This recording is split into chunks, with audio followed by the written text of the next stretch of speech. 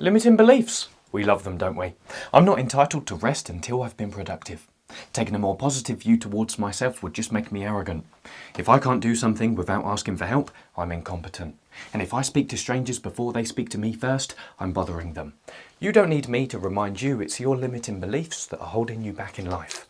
Mentally, spiritually, physically, socially. So within the next few minutes of your time, let's cover the 6 ways you can completely obliterate your limiting beliefs so you can not only improve your life, but flourish.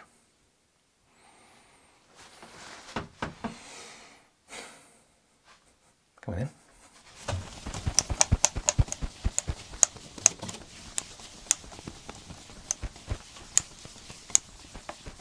Okay, point number 1 is find them. And by the way, these 6 points are based upon the work of the brilliant philosopher at the University of London, Rebecca Roche's work. I've been reading her work recently, and it's been awesome. Hence, we're stood in front of the whiteboard about to dissect it together right now. I've got an itchy nose. But first of all, and as you already know, in order to solve any problem in life, you have to first become aware of what that problem is.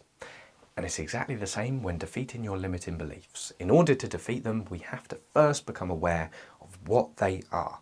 Now, before we dive deep into the content on the board, which will help us with the practicalities in terms of how to figure out what your limiting beliefs are, let's first of all quickly zoom out to tackle 2 questions you might have thus far. You might be thinking, Lewis, okay, first of all, why do we have limiting beliefs in the first place? And why isn't the brain continuously thinking beautiful, positive, growth-oriented thoughts? And number 2, why doesn't our brain have a direct relationship with truth and reality all of the time? Why does it create these thoughts and beliefs that are so far out of whack with reality it's unreal? Here's my answer based on my experience of life and knowledge thus far. Number 1, the reason why we have limiting beliefs is because they're a survival mechanism. Your brain convinces you of these limiting beliefs in order to help you avoid a potentially dangerous future situation. Your brain is on your side. I know it's the familiar culprit of most of the problems we have in life, but it is on your side in terms of the intentions that it has for you. It wants you to survive. And these limiting beliefs are a way of helping you do so, no matter how negative they are. Okay? And then number 2, the reason it doesn't always have a direct relationship with truth is because the filters that your brain uses to interpret the information from your experiences and knowledge that you absorb throughout life, they're not the best filters. Yeah, they are quick, energy efficient, they're biased towards self-serving interests, and your brain doesn't always have the idea in mind of, oh, I'm going to interpret this situation exactly how it is and not add any of my beliefs onto the fire. Okay? Faulty filters, we could call them. But now we've covered that, and hopefully that's illuminated the path we're walking on right now a little bit more. Let's now deep dive into the practicalities in terms of how to uncover what your limiting beliefs are. First of all, you might have an inkling as to what 1 or 2 of your limiting beliefs might be right now coming into this video. But if you're unsure, then this is all you need to do in order to find out what your limiting beliefs are. You simply reflect on situations where you feel stuck or as if you're avoiding challenges.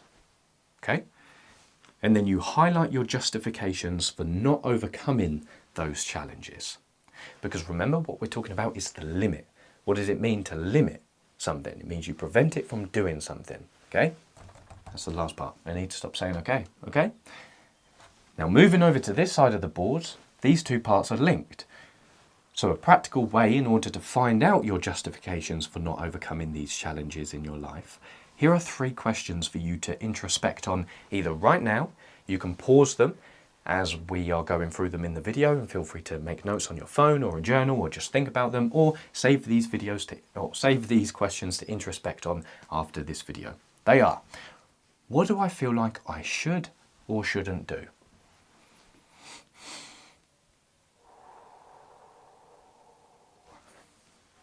Number 2, in what areas of my life do I feel like my progress is stalled? And finally, what am I putting off even though I want to do it? Now, let's quickly zone in on this final question. because this highlights a peculiar characteristic of limiting beliefs, the double-sided nature of them. At the heart of a limiting belief is an internal conflict between something you want, but then the belief itself. Remember, really keep the word limit at the forefront of your mind and what it means to limit something, to prevent it from doing something. But the internal conflict, okay, if we take the example of the limiting belief of the one that we covered at the beginning of this video, which was being more positive towards myself would just make me more arrogant. What is the conflict there? Well, the want of this person is they want to have a more positive relationship with themselves. But the limit is, of course, the belief that if they do so, they're going to become more arrogant. You see how there's the want, the desire, and then the belief is the limit. No, don't do that thing, otherwise you're going to become more arrogant. Another quick example of that is the other limiting belief of if I speak to strangers first, before they speak to me, then I'm going to come across as a nuisance and as if I'm bothering them. Okay, what is the want of this person? Well, it's a social thing, right? They want to be more open and out there to people, make more start more interactions. That's the desire. Oh, I really want this thing. Limiting belief. No, don't do that, because if you do that, you're going to come across as a nuisance to other people. It's your brain helping you prevent or avoid a potentially dangerous future situation. So that is the internal conflict with the limiting belief. Now let's move over to this side of the board. We've just got two more things to cover before we move on. If you want some more characteristics of limiting beliefs, then here are 5 sentence starters that highlight how they might manifest in your brain when you're thinking about them.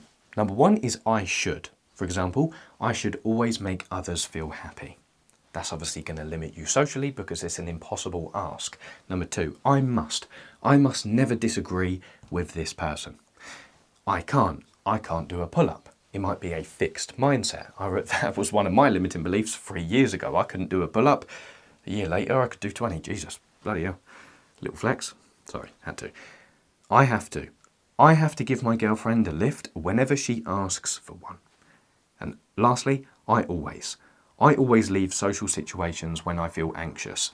Your limiting belief might register as a general rule for your behaviour, which is obviously not serving you and is limiting you. Now, this is all some juicy food for thought, but if you want one final practicality in terms of unearthing your limiting beliefs, then this is what I'm going to suggest. As we go through the final 5 points in terms of how to dismantle your limiting beliefs, you can either keep one in mind if there's one that's really troubling you at the moment, but if you want to go a little bit further in terms of your introspection, then this is my tip. Pause. Think of 3 contexts in your life that are currently important to you. For example, it could be your romantic relationships, it could be your performance at work, it could be your performance in the gym or whatever sport or activity you're doing, whatever contexts are important to you right now, and then just think about one limiting belief for each one of those 3 contexts. Why 1 instead of 10?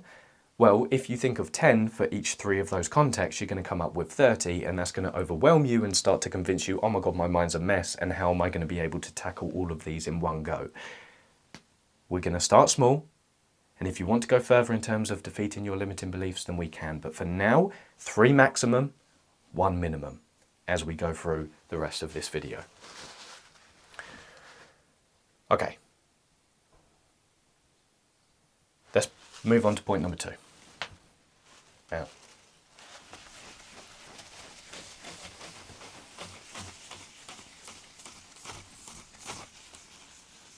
and by the way, I'm going to leave the segments in this video when I'm rubbing off the whiteboard, as some of you already know, we do already, just to give yourself a opportunity to absorb and take a moment.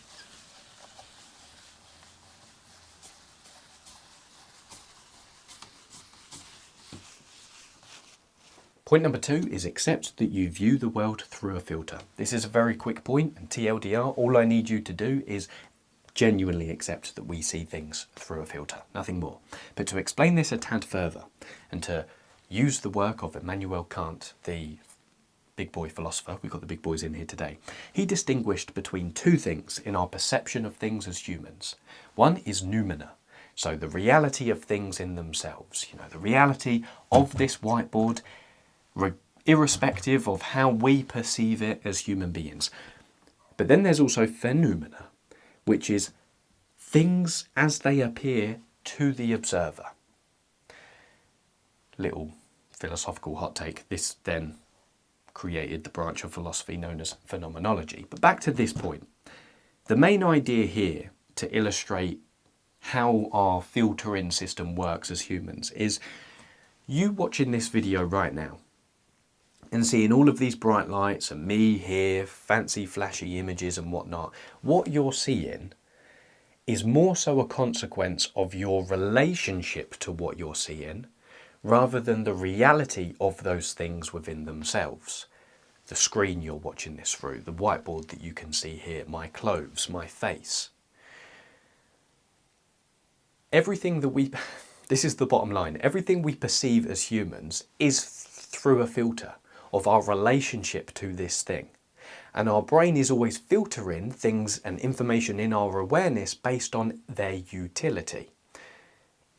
If we didn't have that capacity, then everything in our environment would become important and our brain would just be too overwhelmed. There are thousands, literally thousands of things happening all around you right now, but you're focused on this center point in your screen. Why? Because it is efficient for your brain to do so you can lock in and pay attention to one thing and one thing only. Your brain is filtering. So when it comes to the context of beliefs, your beliefs are the filter by which your brain relates to things and perceives them. That's all I need you to accept in this point. Accept that you perceive the world and information through a filter. And the reason why I would like you to accept that is because when you accept it, it then becomes easier to change your filter, which we're going to get into. Point number 3.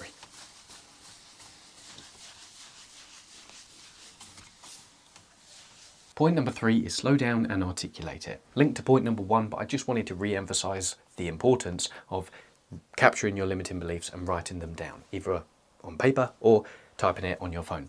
The reason why is because you don't understand something until you write it down. Most of the time, our limiting beliefs arise in our mind as confusion. They come to us half-formed. So we're going about our daily life and we're feeling heavy, our shoulders are tense and we're thinking this limiting belief and we start to feel depressed and anxious and then we're wondering why. Well, it's because we haven't taken it out of our mind and put it on paper and read it and realised how ridiculous it is. Just to give you 2 examples of this.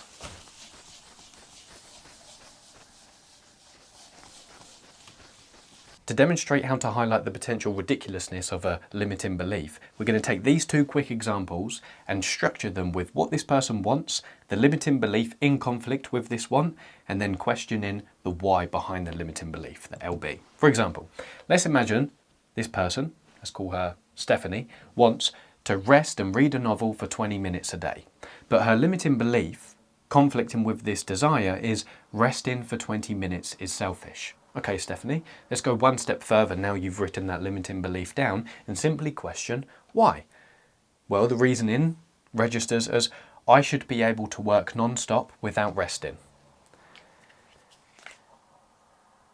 Can you see how when it's written on the board, it's almost laughable? Not in a judgmental way, because Stephanie's a fictional character, but I have limiting beliefs exactly like these 2. Just writing them on the board or writing them on your piece of paper, 99% of the time you're going to laugh at the limiting belief when you see it in front of you because you can see how unreasonable that is. In what world would a human being not be able to rest while working 12, 10, 15 hours a day? Second example, let's take Derek, 25-year-old male. His want is to decline an invitation from a friend to go to a barbecue. The limiting belief in conflict with this desire, however, is if I say no to others, they won't like me. Okay, Derek, why? Well, because it's rude to say no. Is it? Think back on other people in your life, Derek, who have said no to you. When they say no to you, do you dislike them? It would be my guess that you probably like them and respect them even more. So this is how you highlight the ridiculousness of a limiting belief. You highlight the limiting belief that is in conflict with a want. When you've highlighted it, you question why. And if you cannot come up with a reasonable explanation as to why you have this limiting belief, drop it. That's it. That is it.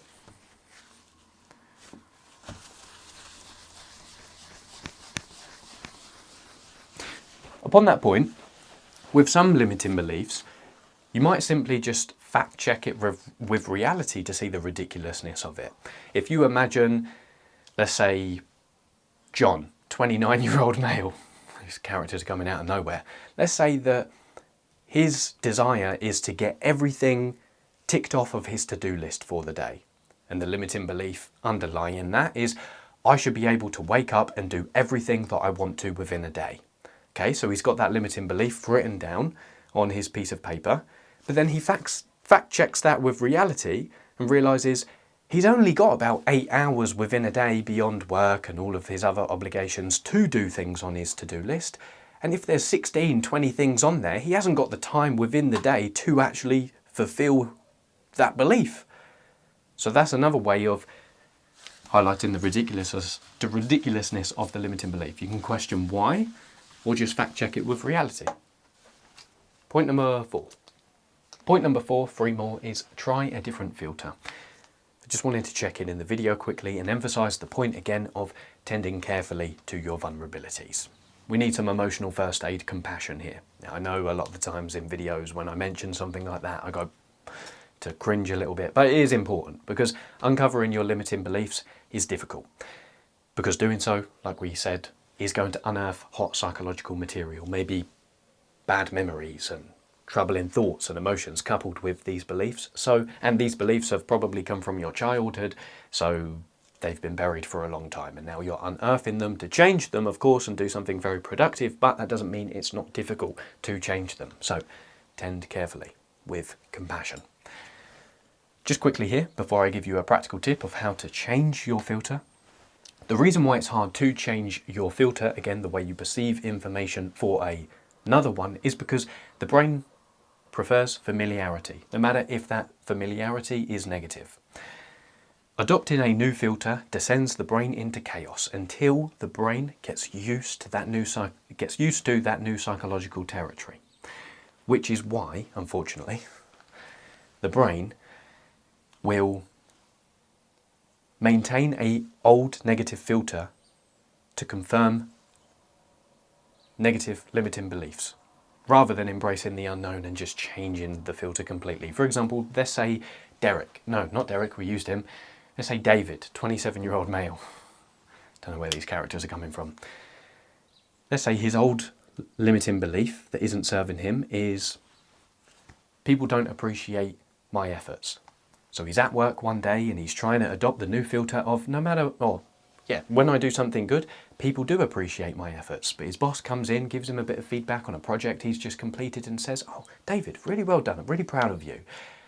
He gets that new information, but instead of adopting the unknown new filter of what belief he wants to adopt, his brain passes off the comment of his boss by reconfirming his old belief by saying, "She's just saying that. She doesn't actually appreciate what I care or what I've done." That is one way to demonstrate how the brain can prioritise staying in the familiar negative rather than embracing the unknown. It's hard to embrace the unknown, but here is something practical to help you with it. Thank you, Derek. No, not Derek. Got his name wrong again. Thank you, David. Look, to be honest, completely rejecting your limiting beliefs might be too much of a difficult task for you to do right now, especially if this topic is new for you. So instead of completely rejecting them, just contemplate the opposite whenever your limiting beliefs arise. It's very simple to do, and the reason why this works is because by contemplating the opposite belief and questioning, well, what actions would I take if I adopted this belief? How might I think differently, behave differently, and treat others differently? You are rehearsing a new psychological blueprint. Let's make it a woman this time. Let's take Jennifer. I love that name. Let's take Jennifer, a 33-year-old young lady. Her limiting belief is strangers don't like me. Okay, well, don't worry about rejecting that belief then, Jennifer. Belief has arisen. Let's contemplate the opposite. Well, what would your life look like if strangers did like you? And that was your fundamental belief. Well, you'd make more conversations with them. You'd smile more if you believed that strangers like you. And then you'd make more friends. Contemplate the opposite of the limiting belief and rehearse that new psychological blueprint in the context, or in the example of, what was his name? David? Yeah? Struggling with the boss, giving positive feedback.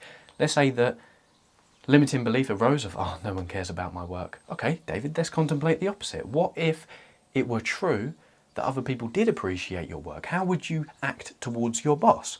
Well, you'd be a lot more welcoming to her feedback, meaning she'd probably enjoy the conversation more, resulting in her wanting to give you more positive feedback because it also made her feel good, meaning that you get more positive feedback. How far can you go with that?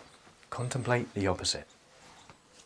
And what this means as well, just last comment on this, is instead of completely rejecting your limiting beliefs, you understand that before you contemplate the opposite, the limiting belief has to arise. So it's not a case of you're going to completely get rid of them. They're still going to arise, but the fact that they arise sparks the cue for you to contemplate the opposite. Then you're no longer fighting the limiting belief's existence. Point number 5. Thank you, Jennifer. Point number 5, reject the double standards. This is a quick one, this point, and it's similar to the idea of, you know, when people say, if you wouldn't speak as negatively to others as you do towards yourself in your head, then don't speak to yourself that way. It's a great idea, but it's kind of missing something. It's not as practical as I'd like it to be. So this idea involves the understanding of the beliefs you have towards yourself. You'd never aim them at others. Just think about it. Let's take these 3 beliefs. Let's say your LB is, people only want to be spoken to if they smile at me first. Let's imagine you're at a networking event and there's someone there who you know has that limiting belief. And they're looking at you and they really want to start a conversation with you, but they're waiting until you smile at them first. You'd be like, mate, come over. I'm here to talk to people. Come over here. Another way to highlight the ridiculousness of a limiting belief. Number 2, if I ask my classmate for help, they'll think I'm a nuisance. Again, imagine you're in the class and someone asks you for help. Do you think they're a nuisance? No. In fact, you'd probably be delighted to help them because it strokes your ego, doesn't it? So again, don't inflict that belief on yourself. And finally, I can't rest until I've been productive. Perfect example, my mum. She is probably the most productive person in the world, works 7 days a week. She definitely has this limiting belief, and I do as well. But when I observe her acting this limiting belief, saying, oh no, I haven't been productive today, oh, I feel guilty watching the TV, I'm always telling her, look, you've been running around like a headless chicken all day. Have a relax. But yet I can't tell myself the same thing. I definitely can. This video is basically therapy for me. Okay. Point number 6, final point. Yeah, I like that point. That was good. It's just a bit more practical than the, oh, don't speak to yourself. You wouldn't speak to others how you speak to yourself in your head, so don't do it. No, just hopefully that was a bit more practical.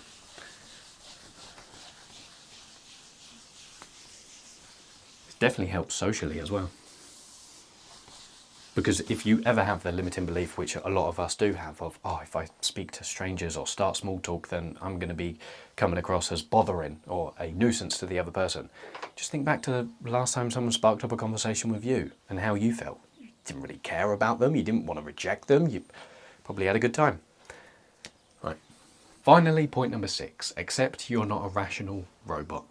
Throughout this video, we've taken a very logical approach to defeating your limiting beliefs, by highlighting them on a piece of paper or a whiteboard and using that as evidence to highlight the potential ridiculousness of them so we can discard them. But that leaves one part of the puzzle slightly left out: the heart. Your mind can understand something on a very logical level, snap its fingers, and then sink into that understanding. But your heart, which is tied to your emotions, is going to take a while to catch up to that understanding.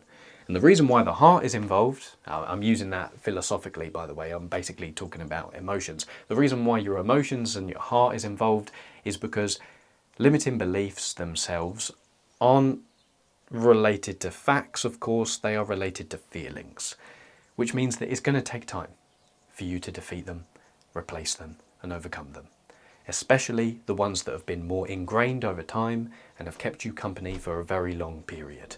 With some, you might be able to just philosophically understand that they're ridiculous and then discard them, but with others, it's going to take a while. So, be patient with yourself while your heart catches up. If it makes you understand this a little bit better, then Aristotle said that it could take years to practice a new virtue, such as courage or patience. So, you're in it for the long run. Keep going. Final point on that is adopting a new filter or a new belief might include having to learn a new skill, socially, logistically. So that's another reason why it can take a long time. For example, adopting the new belief of strangers like me will require you to settle into conversation and embrace it a little bit more, which means you're going to have to develop your conversational, small talk and interpersonal skills, which take a while to do. So that's going to accompany your limited or your new belief. So you're going to get a new skill out of it and a brand new filter to interpret reality, which will take time to settle into your mind and your brain. But how long specifically will this all take? Well, here's a way of thinking about it, as proposed by Rebecca. Let's imagine you have a friend who's trying to make changes in his life and drop his old limiting beliefs and adopt new ones, but he's in a toxic relationship where his partner is always having a go at him, saying horrible things like, you're useless, you're worthless, you're not good for anything. How long is it going to take him to change? Very long time. But let's say he ditched that old partner and got into a new relationship with Jessica, who is much more loving, caring, and supportive. How long do you reckon it will take him to make that change? A lot quicker. So imagine how quickly you could make the change if you ditched your toxic relationship with yourself and adopted a much more healthier one. In summary, thank you, Jessica.